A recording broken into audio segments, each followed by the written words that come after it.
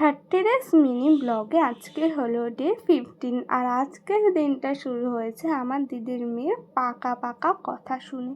ওর বয়স এখনও 3 বছর হয়নি, কিন্তু ও এত যে পাকা কথা বলে যে হাজারটা প্রশ্ন ওর শুনলে বেশ ভালো লাগে।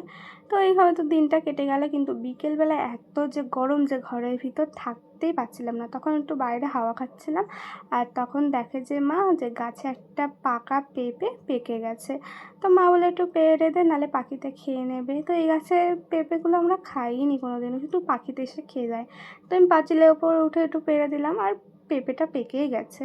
তারপর একটু তালের বড়া খেতে ইচ্ছে হচ্ছিলো, অনেক দিন আগেই খেয়েছি, কিন্তু ওই যে আমার তালের বড়াটা যে খুব ভালো লাগে।